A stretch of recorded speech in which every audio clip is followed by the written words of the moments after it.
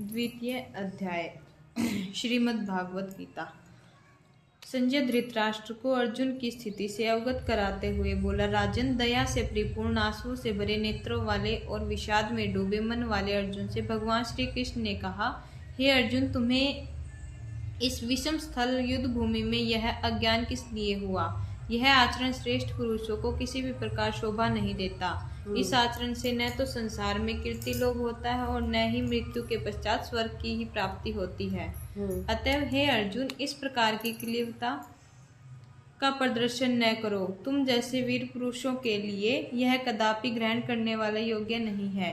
हे परतंत्र अर्जुन, अपने तुच्छ हृदय की इस दुर्बलता का त्याग करके युद्ध के लिए तत्पर हो जाओ। भगवान श्री कृष्ण के इस प्रकार के वचनों को सुनकर अर्जुन बोला, हे मधुसूदन, इस ऋण क्षेत्र में पितामह भीष्म और गुरु द्रोणाचार्य पर मैं किस प्रकार बाणों से प्रहार करूंगा? ये दोनों तो मेरे लिए परम पूज्य हैं। इन महानुभाव गुरुजनों का मैं किसी प्रकार से संहार नहीं कर सकता। इनका संहार करने से कल्याणकारी तो मैं इस लोक में भिक्षाटन से प्राप्त हुआ अन्न भोगना समझता हूँ। इन गुरुजनों का संहार करके मुझे जो राज्योचित सुख भोग प्राप्त होगा वह निश्चय ही मेरे इन सम्मानीय जनों का रुधिर से रंजित होगा। हमें तो इस तथ्य का भी ज्ञान नहीं है कि हमें क्या करना उचित है और क्या करना अनुचित। हम इस बात से पूरी तरह अनभिज्ञ हैं कि हमारी विजय होगी अथवा पराजय, किंतु इतना तो निश्चित है कि युद्ध के लिए तत्पर हमारे सम्मुख खड़े धृतराष्ट्र के इन पुत्रों का संहार करके हमारा किसी भी प्रकार कल्याण न होगा।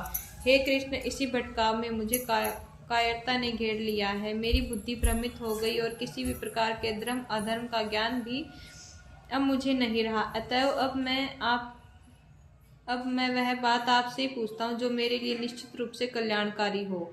मैं आपका शिष्य हूँ और आपकी शरण में हूँ, इसलिए आप ही मुझे शिक्षा दीजिए कि क्या धर्म है और क्या अधर्म, ताकि मेरा शोभ दूर हो सके। इस शोभ के कारण मेरी इंद्रियां सूखने लगी हैं। इस धरती का निष्कंटक और धन धान्य से संपन्न राज्य और देवताओं के अधिपति का पद भी यदि मैं प्राप्त कर लूं तो भी मेरे शोभ का निवारण न हो सकेगा। अतः प्रभु, आप ही तो मुझे ज्ञान प्रदान करे। संजय बोला, हे राजन, निद्रा पर विजय पाने वाले अर्जुन अंतर्यामी भगवान श्री कृष्ण से यह कहते हुए कि मैं युद्ध नहीं करूंगा, मौन हो गया। इसके पश्चात हे भरतवंशी धृतराष्ट्र, शोक निमग्न अर्जुन से मुस्कुराते हुए भगवान श्री कृष्ण इस प्रकार बोले, हे अर्जुन, तुम शोक न करने योग्य लोगों के लिए शोक कर रहे हो, अर्थात तुम्हें उन लोगों के लिए जिनके लिए तुम शोक कर रहे हो शोक नहीं करना चाहिए। और साथ ही तुम विद्वानों की भांति प्रवचन भी कर रहे हो। विद्वान पुरुष ऐसे लोगों के लिए जो मृत्यु को प्राप्त हो चुके हैं अथवा अभी इसी संसार में जीवित हैं, इनमें से किसी के लिए शोक नहीं करते। आत्मा अजर है, अमर है, इसलिए किसी भी प्राणी के लिए शोक करना युक्ति संगत नहीं। वास्तव में ऐसा नहीं है कि किसी काल नहीं था, तू नहीं था, अथवा ये राजा लोग नहीं हैं, और न ही ऐसा ही है।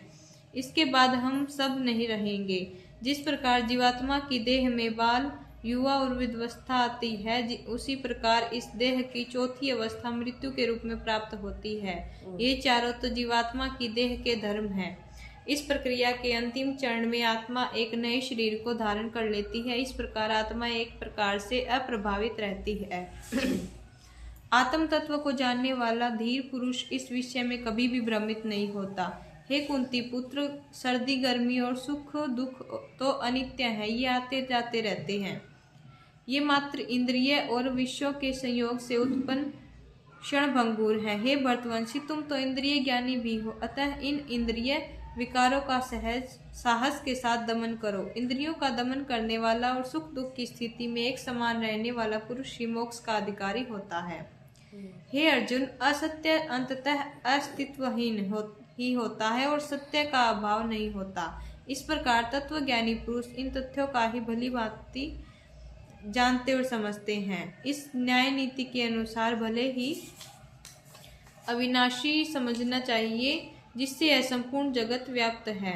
क्योंकि इस अविनाशी का विनाश करने की किसी में भी सामर्थ्य नहीं है। इस प्रकार यह आत्मा अविनाशी, अप्रियम, अपरिमेय और नित्य स्वरूप है, और जिस देह में वह अवस्थित होती है वही केवल नाशवान होता है। अतः हे अर्जुन, तुम युद्ध करो। जो व्यक्ति इस आत्मा को मारने वाला समझता है तथा जो इसे मरा हुआ मानता है, वे दोनों ही अज्ञानी हैं। इस प्रकार के लोग नहीं जानते कि आत्मा न तो कभी किसी को मारती है और न ही कभी किसी के द्वारा मारी जाती है। यह आत्मा न तो कभी किसी भी काल में जन्म लेती है और न ही मृत्यु को प्राप्त होती है। आत्मा अजन्मा, नित्य, शाश्वत तथा पुरातन है। शरीर का विनाश होने पर ही आत्मा का विनाश नहीं होता।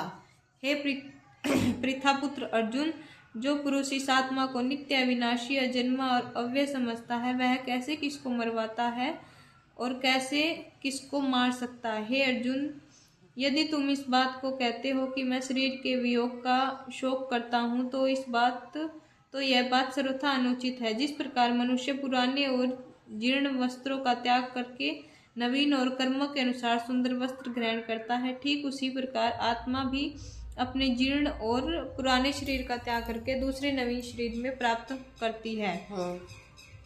इस आत्मा को न तो कोई शस्त्र काट सकता है और न ही अग्नि जला सकती है, न जल ही गीला कर सकता है और न वायु शुष्क कर सकती है। आत्मा अध्यय, अहाय, अक्लेद और अशोष्य है। निसंदेह यह नित्य, सर्वव्यापक, अचल, स्थिर रहने वाली तथा सनातन है। आत्मा पूरी तरह अव्यक्त है, अर्थात यह इंद्रियों के विषय भोग से बाहर का विषय है। यह अचिंत्य है, अर्थात मन के विचार मंथन से परे है, विकार रहित है। यह प्रकार आत्मा के विषय को लेकर तुम्हें शोक नहीं करना चाहिए। इतना जानने के बाद तुम्हारे लिए इस प्रकार का शोक करना उचित नहीं है। हे महाबाहु, यदि तुम आत्मा को जन्म लेने वाला और मृत्यु को प्राप्त होने वाले मानते हो, तब भी तुम्हें किसी प्रकार का शोक नहीं करना चाहिए। इस संसार में जिसने भी जन्म लिया है उसकी मृत्यु भी निश्चित है। ऐसा जानने के बाद भी तुम्हें शोक करना शोभा नहीं देता। यह भीष्म आदि के शरीर का माया में होने के कारण अनित्य है, इसलिए इन शरीरों को लेकर किसी प्रकार का शोक करना उचित नहीं है। हे अर्जुन, प्राणी जन्म लेने से पूर्व भी बिना शरीर वाले तथा मृत्यु को प्राप्त होने के बाद भी बिना शरीर वाले ही होते हैं। केवल जन्म और मृत्यु के बीच के अंतराल, जिसे जीवन कहते हैं, उसी में सशरीर होते हैं, जब जिनके आदि और अंत के बारे में पूरी तरह अनभिज्ञता है कि वे कहाँ से आए हैं, कहाँ चले जाना है, इसके विषय में विचार करके शोभा प्रकट करना अनुचित है। हे अर्जुन, इस आत्म तत्व का विषय अत्यंत गूढ़ है। इस विषय का ज्ञान किसी विरले महापुरुष का ही होता है, और वह महापुरुष भी किसी आत्म तत्व के जिज्ञासु को ही उसका ज्ञान प्रदान करता है। कुछ महापुरुष ऐसे भी होते हैं कि वे आत्म तत्व के ज्ञान का श्रवण तो करते हैं, किंतु इसे भली भांति जान नहीं पाते। हे अर्जुन, सभी प्राणियों के शरीर में विद्यमान आत्मा सदैव अव्यय है, अतएव किसी भी भूत प्राणियों के लिए शोक करना सर्वथा अनुचित है। हे अर्जुन, तुम क्षत्रिय वीर हो, तुम्हें अपने क्षत्रिय योचित धर्म का पालन करते हुए युद्ध करना चाहिए। अपने धर्म को जानकर भी तुम किसी प्रकार का भय करने योग्य नहीं हो, क्योंकि धर्म युक्त युद्ध से बढ़कर स्त्रिय के लिए कोई कल्याणकारी कर्तव्य नहीं है। हे पार्थ, अतः ही प्राप्त होने वाले खुले हुए स्वर्ग के द्वार रूपी इस युद्ध को सौभाग्यशाली क्षत्रिय वीर ही प्राप्त करते हैं। यदि तुम इस धर्म युक्त युद्ध से मुख मोड़ोगे तो स्त्रिय के अपने धर्म को तुम खो दोगे, साथ ही संसार में अपनी कीर्ति को नष्ट करके पाप के भोगी भी बनोगे। संसार में सभी लोग अनंत काल तक चलने वाली तुम्हारी अपकीर्ति की चर्चा किया करेंगे। इस प्रकार की अपकीर्ति सम्मानीय तथा प्रतिष्ठित पुरुषों के लिए मृत्यु से भी बढ़कर है। जो योद्धा एक मार्थी के रूप में तुम्हारा गुणगान करते हैं, अपने क्षत्रिय धर्म से च्युत होने के बाद तुम अपने मध्य सम्मानीय होने पर भी तुच्छता को प्राप्त करोगे। वे योद्धा तुम्हें भय के कारण युद्ध से विमुख हुआ समझेंगे, तुम्हारी शत्रु तुम्हारी घोर निंदा करेंगे। तुम अपने शत्रुओं द्वारा अपने सामर्थ्य की निंदा सुनते हुए बहुत से न कहने वाले वचनों को भी सुनोगे। बताओ तुम्हारे लिए इससे बढ़कर दुख और क्या होगा। हे अर्जुन, इसलिए तुम्हारे युद्ध करना ही तुम्हारे लिए सबसे अच्छा है।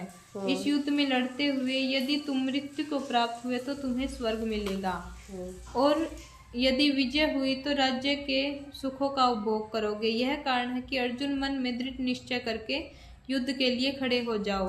हे अर्जुन, यदि तुम्हें न तो स्वर्ग की इच्छा हो और न ही राज्य की, तब भी सुख दुख, लाभ हानि और जय पराजय को अपने मन में एक समान विचार कर युद्ध के लिए तैयार हो जाओ। इस प्रकार विचार करके युद्ध करने से तुम्हें पाप नहीं लगेगा। हे पार्थ, अभी तक मैंने तुम्हें जो बातें बताई हैं वे ज्ञान योग के विषय में थी। अब मैं तुम्हें निष्काम कर्म योग के विषय में बताता हूँ। इसके सुनने जानने से जन्म मृत्यु के बंधन कट जाते। जो प्राणी निष्काम होकर कर्म कार्य करता है वह बहु बंधन से मुक्त हो जाता है। इसका अर्थ यह है कि जो भक्त मुझ में प्रीति रखकर अपने सभी कर्मों को मुझे अर्पित करता है वह निश्चय पूर्वक उसका उद्धार कर देता है। निष्काम कर्म योग में भी कभी भी बीज का नाश नहीं होता और न ही इसमें फल दोष ही लगता है। हे अर्जुन, इस कल्याण मार्ग का अनुसरण करने की निश्चयात्मक बुद्धि एक ही होती है, किंतु कामना के वशीभूत होकर कर्म करने वाले अज्ञानी पुरुषों की बुद्धियां बहुत भेदों वाली और अनंत होती हैं। जो कामी पुरुष केवल फल प्राप्ति में विश्वास रखते हैं, स्वर्ग में कोई श्रेष्ठ मानते हैं तथा इससे बढ़कर कुछ भी नहीं है, इस प्रकार की उद्घोषणा करते हैं कि वे अज्ञानी पुरुष है और उनकी बुद्धि भ्रमित हो चुकी है। ऐसे अविवेकी पुरुषों का जन्म रूप कर्म फल देने वाली भोग और ऐश्वर्य को प्राप्ति के लिए बहुत सी क्रियाओं के विस्तार जैसे कृत्रिम शोभा को वाणी कहते हैं। उस वाणी के द्वारा भ्रमित और चित्त भोग और ऐश्वर्य में आसक्ति के लिए उन पुरुषों के अंतःकरण में अनिश्चयात्मक बुद्धि का वास होता है। हे अर्जुन, तुम अपनी बुद्धि से निश्चयात्मक बनो और अपर्याप्त को प्राप्ति अर्थात योग और प्राप्त वस्तु की रक्षा अर्थात क्षेम की इच्छा रखने वाले न बनो। जिस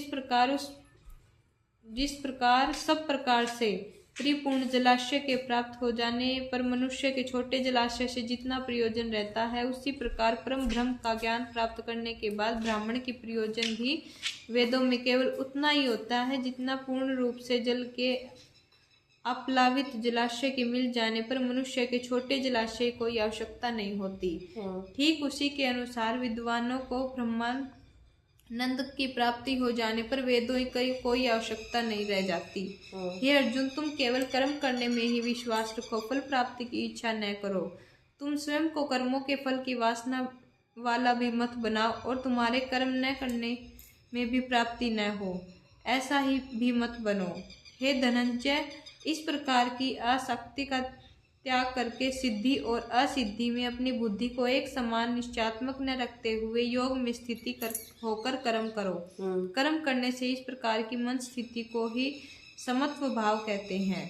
समत्व भाव में जो कुछ भी कार्य किया जाए उसकी पूरा होने और पूरा न होने जैसी कई प्रकार की स्थिति में एक समान रहना ही उत्तम होता है। हे धनंजय, कामना को वशीभूत होकर कर्म करना अत्यंत तुच्छ है। इस प्रकार के कर्म फल का त्याग करके बुद्धि योग का मार्ग अपनाना चाहिए। इससे ही पाप पुण्यों का क्षय होकर भव बंधन से मुक्ति और अंततः परम पद की प्राप्ति होती है। संसार के हर कर्म से निर्लिप्त होकर और समत्व बुद्धि योग से कर्म करना ही कर्मों में चतुराई कहलाती है तथा इसी के कर्म से बंधन में मुक्ति मिलती है। हे अर्जुन, जिस प्रकार तुम्हारी बुद्धि हर प्रकार के मोह से युक्त हो जाएगी, उसी समय तुम वैराग्य को प्राप्त हो जाओगे।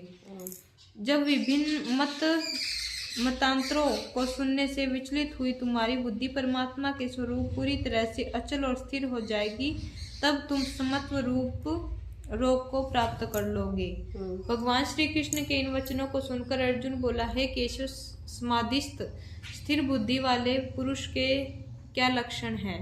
ऐसा स्थिरप्रज्ञ पुरुष किस प्रकार लोगों से व्यवहार करता है, वह किस प्रकार बोलता है, किस प्रकार बैठता है और किस प्रकार चलता है, मैं यह किस प्रकार समझूं कि वह स्थिरप्रज्ञ है।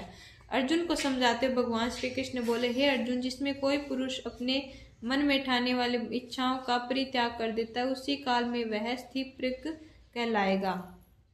दुखों के समय जिसके मन में किसी प्रकार का उद्वेग उत्पन्न न हो, सुखों के समय जो हर्षित न हो तथा जो राग, भय और क्रोध आदि भावों से विमुक्त गया हो, वही पुरुष स्थिर बुद्धि कहा जाता है। जो पुरुष सभी प्रकार का स्नेह भाव से मुक्त हो जाता है, किसी का शुभ अथवा अशुभ वस्तुओं की प्राप्ति पर न प्रसन्न हो न अप्रसन्न हो, वही स्थिर बुद्धि कहलाता है। जिस प्रकार कछुआ अपने अंगों को अपनी खोपड़ी में समेट लेता है, उसी प्रकार स्थित बुद्धि वाला पुरुष अपनी इंद्रियों को समेट लेता है। हे अर्जुन, इंद्रियों से विषय को ग्रहण न करने वाला पुरुष तो केवल विषय से तो मुक्ति मिल जाती है, किंतु उसे राग से मुक्ति नहीं मिल पाती। इसके विपरीत जो स्थिर बुद्धि वाला पुरुष होता है, उसका राग भी परमात्मा को साक्षात करके विमुक्त हो जाता है। हे पार्थ, इंद्रियां बड़ी बलवान होती हैं। ये स्थिर बुद्धि वाले स्थित प्रज्ञ पुरुष को भी बलात् की विषयों की ओर खींच ले जाती हैं।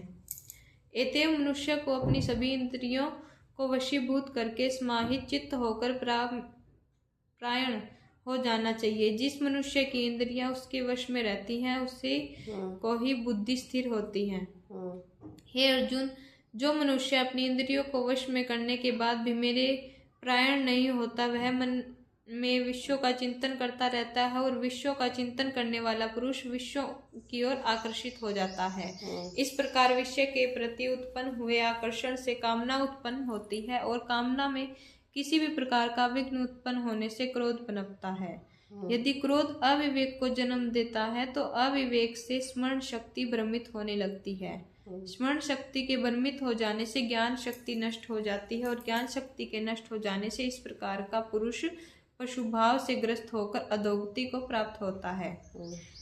इसके विपरीत जो पुरुष अपनी इंद्रियों को वश में करके मेरे प्रायण हो जाता है, अर्थात विषय भोग को निर्लिप्त भाव से भोग कर भी जो मेरी ओर पवित्र रहता है, उसे किसी प्रकार के संसारिक विकार कभी भी नहीं व्यापते, अर्थात उसे किसी प्रकार के शोक को शिकार नहीं होना पड़ता। इस प्रकार के पुरुष सदैव अप्रसन्नचित्त रहते हैं, और उनकी बुद्धि भी स्थिर हो जाती है। हे अर्जुन, अब मैं तुम्हें नास्तिक भाव वाले पुरुषों के बारे में बताता हूँ। जो पुरुष उसमें बुद्धि को प्रेरित नहीं करते और उसमें श्रद्धा भाव नहीं रखते, उन्हें किसी भी प्रकार शांति प्राप्त नहीं होती। जिन्हें शांति प्राप्त नहीं होती, उन्हें सुख भी नहीं प्राप्त होता। इस प्रकार नास्तिक भाव वाले पुरुष सदैव ही दुखी रहते हैं।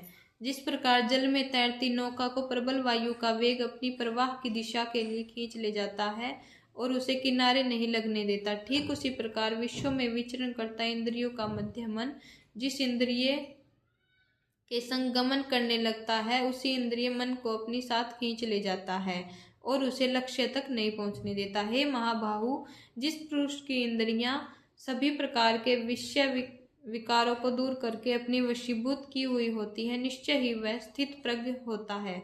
अर्जुन को समझाते हुए भगवान श्री कृष्ण बोले, हे अर्जुन, अब मैं तुम्हें योगी के दिन रात और ब्रह्मज्ञ पुरुष की स्थिति के बारे में बताता हूँ। हे अर्जुन, संसारिक प्राणियों के लिए जो रात्रि है जिसमें वो शयन करते हैं, वह योगी जनों के लिए दिन होता है, और जब संसारिक सुख भोगों को भोगते हुए जागते हैं, तब योगी जनों के लिए रात्रि होती है। जिस प्रकार सब ओर से परिपूर्ण जल वाले समुद्र में अनेक नदियों का जल आकर मिल जाता है और उनका तीव्र वेग भी समुद्र को अस्थिर नहीं कर पाता, ठीक उसी प्रकार ब्रह्मज्ञ पुरुष को संसार भर के विषय विकार चारों ओर से घेर लेने के बाद भी उसे विचलित नहीं कर पाते। इसी प्रकार का धीर गंभीर रूप पुरुष ही शांति को प्राप्त करता है। हे अर्जुन, जो पुरुष संपूर्ण कामनाओं, वासनाओं, ममता, अहंकार और स्पृहा आदि का त्याग कर देता है, वह सदैव शांति में लीन रहता है और शांति उसमें लीन रहती है।